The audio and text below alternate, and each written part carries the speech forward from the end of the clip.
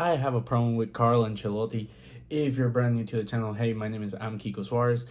Subscribe if you're brand new here, and if you're a Madridista, go ahead and drop a like because we're gonna talk about something that's pissing everyone off, and that's the fact of Carlo Ancelotti is doing the exact same things that basically cost us the treble back in 2014-15.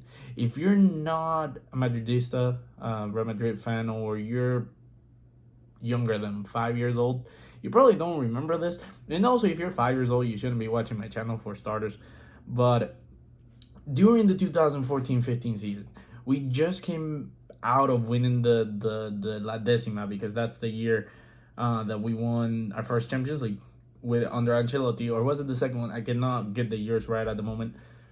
But that was the year that we went into the next season. We started the league on a stupid unbeaten run. Every team that was in front of us, we were killing them. It's just insane how well we were playing. Ronaldo was at his peak. It is one of the best teams to not win the Champions League. We were playing like something like a 4-2-4. That's how attacking we were. Even James was playing at the time. But then what happened is rotation was non-existent. Modric was playing every single game. Ramos was playing every single game. Ronaldo was playing every single game. Benzema, Bale, etc. There was no rotation. And the problem with Ancelotti ball is the fact that we are not able to keep up that pace. And same thing is happening this season. Alaba is a rock in our team. Same thing as Militao and Courtois.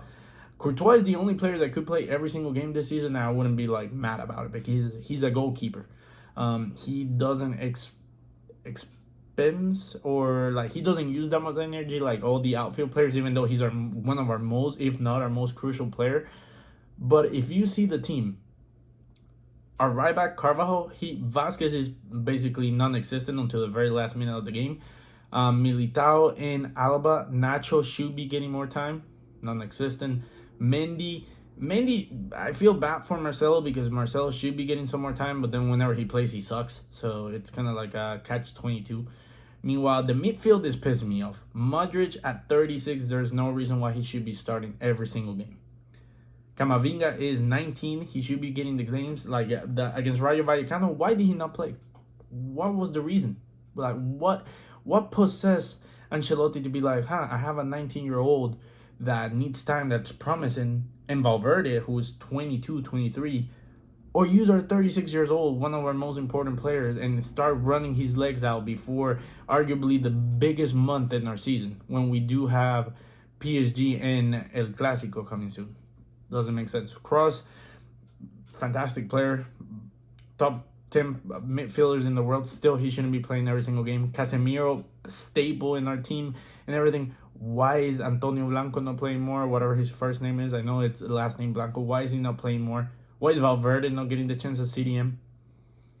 Doesn't make sense. Like, he's gonna get tired. Now he's out against the PSG game because he wouldn't allow him to take a second yellow card. Like, it doesn't make sense. Then our attack, Vini and Benzema are so crucial for our team, but you can see Vini is just tired. I really don't get it. The day that Vini started, the day after or 2 days after coming from Brazil and playing with Brazil, I knew we were in for 2014-15 2.0. Because I don't even think Vini had the chance to take the Brazil shirt off by the time he freaking got into the field. It doesn't make sense why he was forced into that.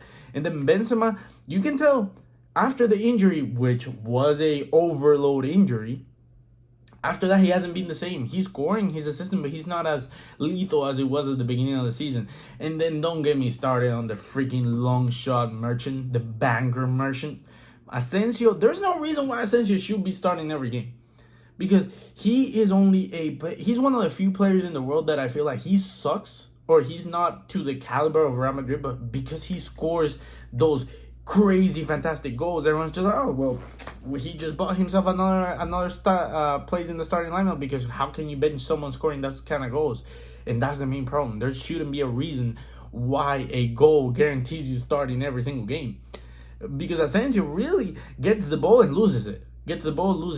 Instead of having a clear chance on goal for Benzema or anything, he decides to shoot or decides to do a dumb dribble and then loses the ball. And then just every 1 out of 10 balls, he will get an actual good chance, and you'll be like, oh, well, that's why he gets the chances. And you're like, but why? Rodrigo, Bell, Hazard. Hazard is almost a ghost. Like, he's finally fit. Hazard finally is able to actually play for more than 10, 20 games in a row. And Ancelotti is just like, oh, yeah, well, he'll play next game. He might be a starter next game. He's not on debate. And then he doesn't even bring him on. And actually, now that I just said that out loud, now the subs.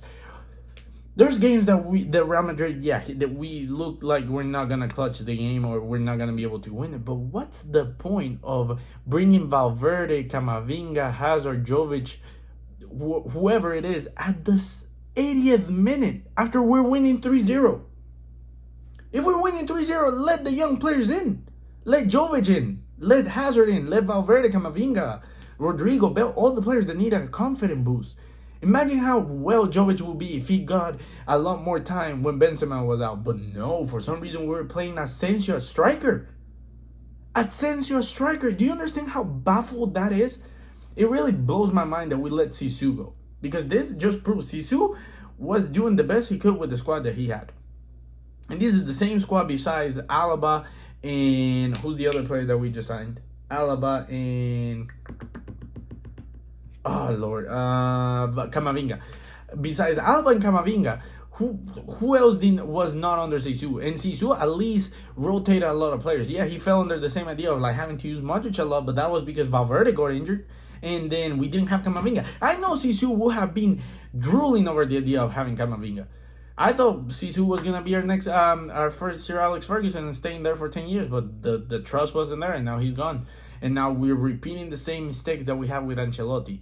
So hopefully next season, or not even hopefully next season, the next couple months he gets his act together, because he has a total of 9 days. I had to look at the calendar. A total of 9 days before he gets the biggest game of the season, because El Clasico is no longer the biggest game of the season for us.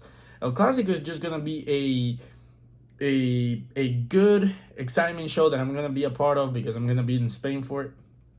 But it's just going to be a normal game of the season. It's going to be a big game because Xavi's pulling the strings together and is putting Barcelona together with Laporta or whatever the president's name is. But when it comes down to us, dude, like PSG is our biggest game ever. Because our biggest game of the season. Because we're going to have Messi back at the Bernabeu. We're going to have a full team healthy. Bar, knock on wood, someone gets injured. And then we're going to have Messi, Neymar, and Mbappe versus Vini, Benzema, and possibly Valverde, who knows, versus Modric, Kroos, and not Casemiro. But if Ancelotti goes out the same way that he played in Paris, I don't see a way that he keeps his job. I honestly don't. I appreciate the man. He won us the Champions League, but he's not. He's doing the wrong things again. He's falling under his same bad habits, and hopefully he gets to turn around. I believe in him. At the end of the day, he won us a Champions League, and I appreciate the man, but like I don't know if he can turn it around. But let me know what you guys think in the comments down below. Like I said, I'm Kiko Suarez. I appreciate if you subscribe and drop a like, and let me know what you think. Peace.